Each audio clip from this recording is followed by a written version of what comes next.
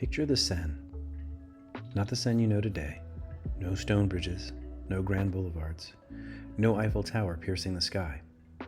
Go back further, much further, to a time before Paris was Paris, before the very word Paris existed. It's the 3rd century, before the Common Era. The river flows through dense forests of oak and beech.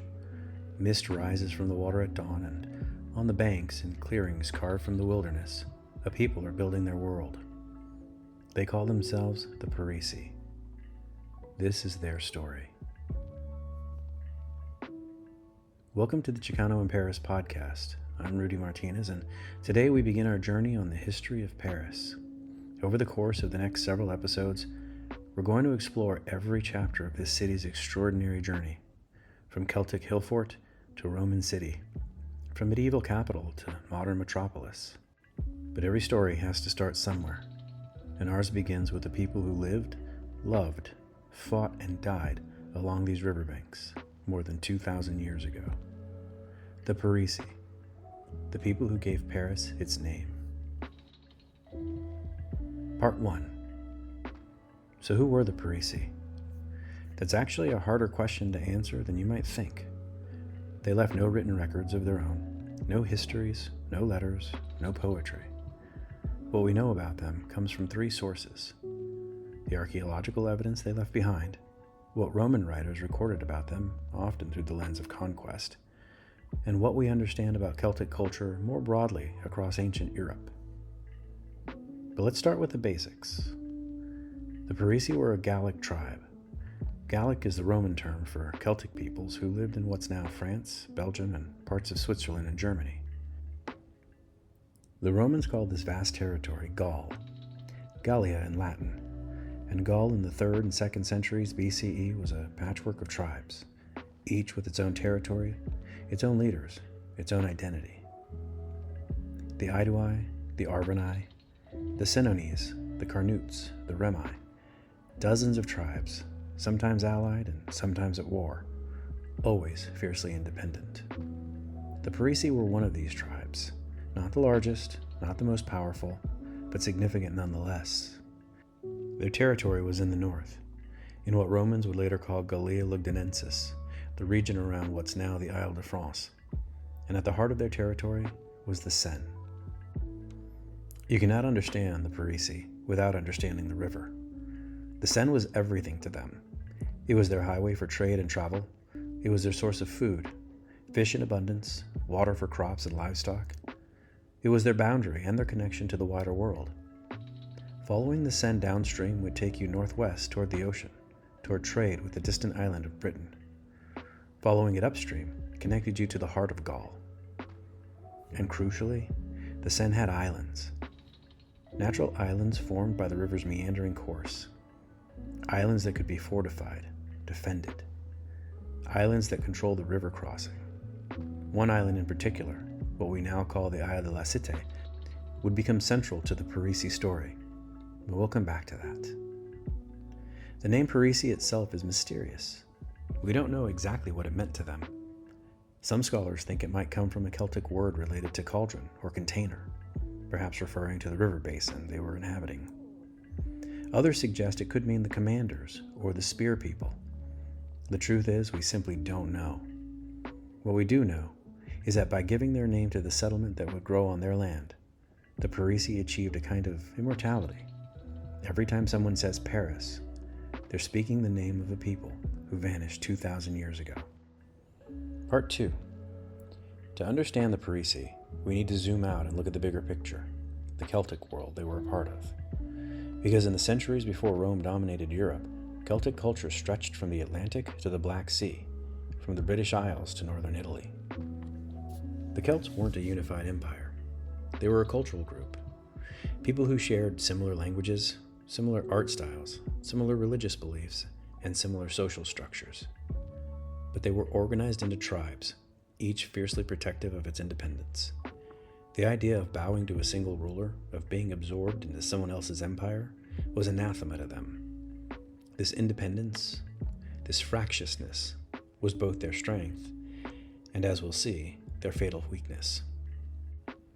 Let's talk about what daily life might have looked like for the Parisii. They weren't primitive, far from it. This was a sophisticated culture with impressive technological achievements. The Parisii were farmers first and foremost. They grew wheat, barley, and rye. They raised cattle, pigs, sheep, and horses. The forests provided game, deer, wild boar, birds. The river provided fish. They knew how to preserve food for the winter and how to brew beer from grain, how to make cheese from milk. But they were also skilled craftspeople. Celtic metalwork was renowned throughout the ancient world. The Celts had mastered ironworking long before the Romans. Parisii blacksmiths would have forged weapons, tools, cauldrons, and decorative objects. Their warriors carried long iron swords and spears. Their farmers worked the land with iron plowshares. And then there was gold. The Celts loved gold. They wore gold jewelry, torques around their necks, bracelets around their arms, brooches to fasten their cloaks. They buried their dead with gold objects, and crucially for our story, they minted gold coins. The Parisii were among the Gallic tribes that produced their own coinage, and this is one of the most tangible connections we have to them today. Archaeologists have found Parisii coins, beautiful objects stamped with stylized horses, with human faces, with abstract Celtic designs. These coins tell us several important things. First, the Parisii had wealth, enough gold and silver to mint currency. Second, they were trading. You don't need coins if you're just bartering locally. And third, they had a degree of political organization. Minting coins requires centralized authority. Some of these coins bear names, abbreviated Celtic names of leaders or magistrates. These are the only written words we have from the Parisii themselves, and they're frustratingly brief. But they remind us that real people lived here, people with names, with ambitions, with stories we'll never know. What did the Parisii look like? Again, we have to piece together clues. Roman writers described the Gauls as tall, with fair skin and often light-colored hair, blonde or red. They said Gallic warriors wore their hair long and often treated it with lime to make it stand up in spiky styles, both for intimidation and for fashion. Men often wore mustaches. Both men and women wore colorful clothing. The Celts were famous for their dyed fabrics, especially their love of bright plaids and checks. Imagine a warrior in bright checkered cloak, gold torque at his neck, iron sword in his side, his hair bleached and spiked. That was the Gallic style. But clothing and appearance varied by status. There was definitely a hierarchy in Parisii society. At the top were the aristocracy, the warriors and nobles who owned land, who led in battle, who made decisions for the tribe. Below them were the free farmers and craftspeople, and at the bottom were slaves, prisoners of war, debtors, and people born into bondage.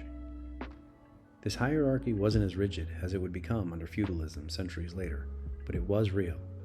And at the very top of Parisii society were the two groups who wielded enormous influence, the chiefs and the druids. Part 3. The Druids. Even today, the word carries a certain mystique, and for good reason. The Druids were the intellectual elite of Celtic society. Priests, yes, but also judges, teachers, advisors, keepers of tradition and memory. Here's something remarkable. Becoming a Druid required 20 years of training. 20 years. All of it oral, because the Druids refused to write down their sacred knowledge. They believed that writing weakened the mind, that true wisdom had to be memorized, internalized, passed from master to student through years of study. What did they learn in those 20 years? Poetry, history, law and philosophy, astronomy and healing, ritual and prophecy. The Druids could recite the genealogies of noble families going back generations. They knew the movements of the stars and planets. They could identify medicinal herbs and cure diseases. They could interpret omens and predict the future. They memorized thousands of verses of sacred poetry. And they wielded real power. When disputes arose between families or between tribes, it was often a druid who served as judge. When a chief needed counsel, on whether to make war or peace, he consulted the Druids. When the community needed to appease the gods, it was the Druids who performed the sacred rituals. The Parisii, like all Gallic peoples, believed in many gods. Gods of the sky and of the earth, gods of the forest and the river, gods of war and healing and craftsmanship. We know some of their names from later Roman sources. Tutatis, the tribal protector god, Taramis, the thunder god, Isis, associated with trees and sacrifice. But the Parisii would have had their own local deities too, spirits of the Seine, guardians of sacred groves. Sacred groves. This is key to understanding Celtic religion. The Celts didn't build temples, at least not in the way the Greek and Romans did. Their sacred spaces were in nature, a grove of ancient oaks, a spring bubbling up from the earth, a clearing in the deep forest. These were their temples. These were where their druids performed their rituals. And some of those rituals were dark. The Romans, who, let's be clear, had their own violent practices, were shocked by Celtic religious customs. They wrote about human sacrifice, about prisoners and criminals being burned alive in wicker cages as offerings to the gods. How much of this was true and how much was Roman propaganda designed to justify conquest? Hard to say. But there's archaeological evidence that human sacrifices did occur in Celtic society, though probably not as frequently or as brutally as Roman sources claimed. What we can say is that the Parisii believed in a world filled with spirits and magic, where the boundary between the natural and the supernatural was thin. They believed the gods were everywhere, in the river that sustained them, in the forest that surrounded them, in the thunder that rolled across the sky. And they believed that the Druids could communicate with these forces, could intercede on behalf of their tribe. But the Druids weren't the only leaders.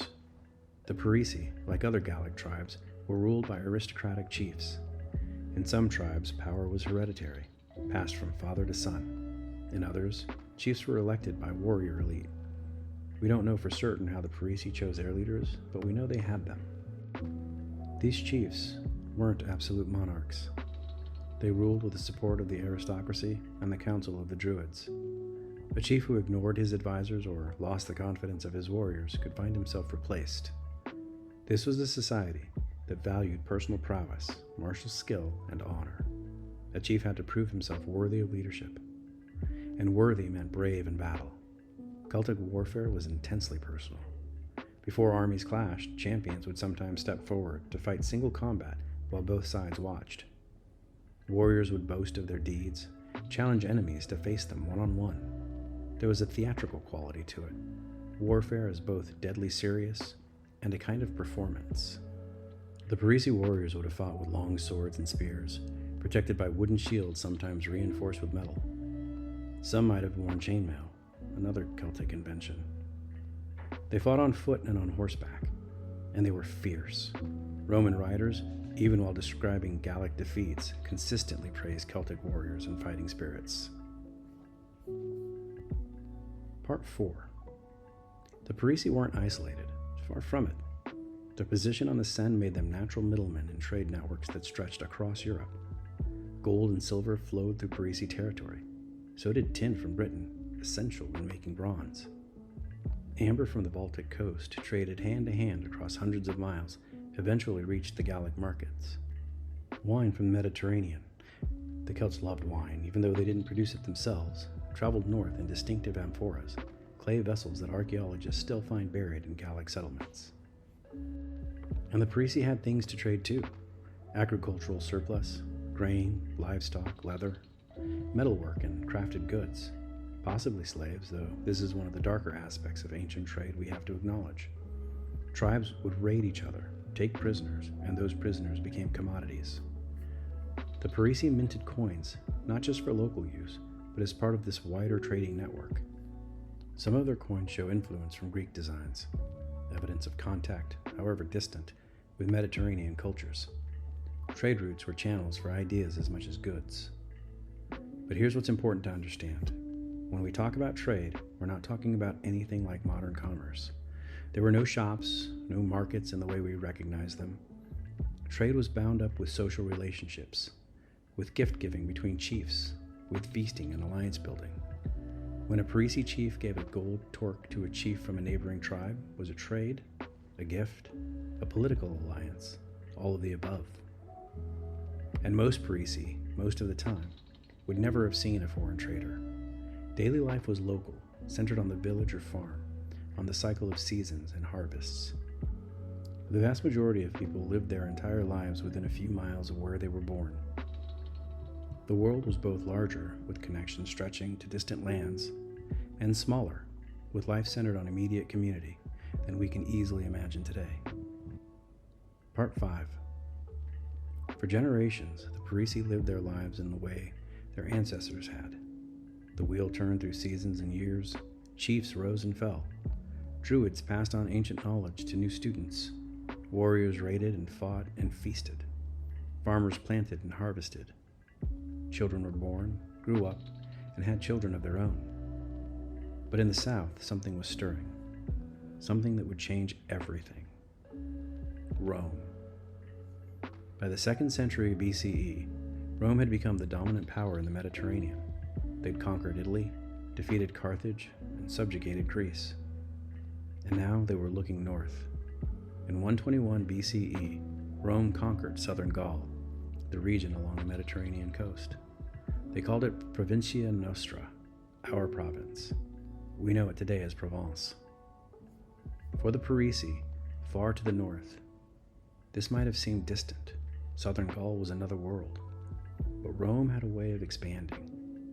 What started as securing a province became establishing trade relations with neighboring tribes, which became intervention in tribal disputes, which became military campaigns, which became conquest.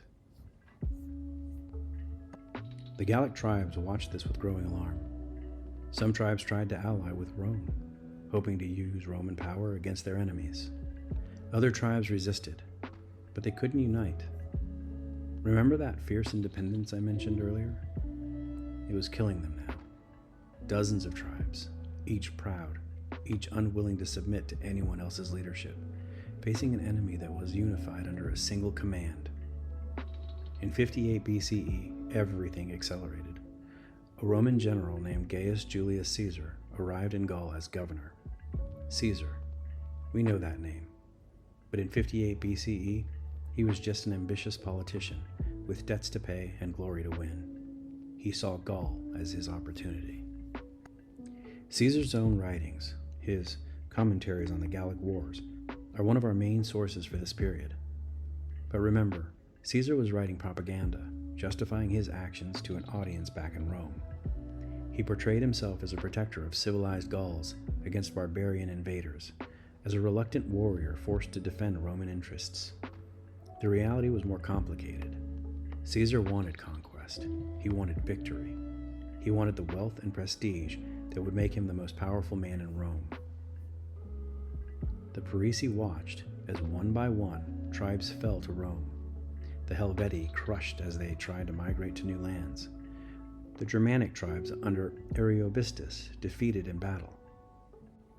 Tribes that had seemed powerful, invincible even, humbled by Roman legions. The legions. This was Rome's great advantage, not individual warrior prowess. There the Gauls would match or exceed them. But organization, discipline, tactics, the legions fought as a unified machine. Thousands of soldiers moving in formation, shields locked, working together. Against warriors who fought as individuals, who valued personal glory above all, the legions were devastatingly effective. By 53 BCE, much of Gaul was under Roman control or influence. Caesar had campaigned across the regions, accepting the surrender of tribe after tribe. Some had fought and lost. Others had submitted without a battle, hoping for better terms. But submission wasn't the same as acceptance. Beneath the surface, resentment simmered. The Gallic tribes hadn't forgotten who they were.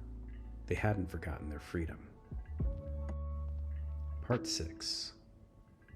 In the winter of 53 to 52 BCE, something happened that changed everything. The spark was the execution of several Gallic leaders by Caesar's officers. The tinderbox was years of accumulated grievances, and the fire that resulted would nearly drive Rome from Gaul entirely. His name was Vercingetorix, a young aristocrat from the Arverni tribe, one of the most powerful in central Gaul. Vercingetorix did something that had seemed impossible. He united the Gallic tribes. Not all of them, but enough. Tribe after tribe pledged to join him, to fight together to drive out the Romans. The Parisii joined the revolt. Think about what that meant. The Parisii chiefs, whose names we don't know, whose faces we can't picture, made a choice. They could have stayed neutral, stayed safe. They could have maintained their arrangement with Rome. Instead, they committed their warriors to Vercingetorix's army. They chose resistance over submission. Vercingetorix proved to be a brilliant commander. He understood that the Gauls couldn't beat Rome in open battle. The legions were too disciplined, too well organized. So he adopted a strategy of scorched earth. Deny the Roman supplies, burn your own villages if necessary to keep them from Roman hands, harass them with cavalry, raid their supply lines, and make them bleed. And it was working. Caesar found himself in desperate situations. His army is hungry, his supply lines stretched. Vercingetorix was winning. But then came Alesia. Alesia was a hill fort in the territory of the Mandubi tribe. Vercingetorix withdrew there with his army, expecting reinforcements from allied tribes. Caesar surrounded it with siege works, walls and ditches designed to keep the Gauls trapped inside. And then Caesar did something audacious. He built a second set of walls facing outward. He was going to trap Vercingetorix inside while also defending against the relief army he knew was coming. And that relief army came. Tens of thousands of Gallic warriors from across Gaul, including Parisii fighters. The largest Gallic army ever assembled gathered to save Vercingetorix and break Caesar's siege. The battle that followed was one of the most dramatic in ancient history. The Gauls attacked from inside and outside simultaneously, trying to crush the Romans between the two forces. For a time, it seemed they might succeed. But the legions held, and in the end, the Gallic relief force broke and fled. Vercingetorix, seeing that the cause was lost, surrendered himself to spare his remaining men. The great revolt was over.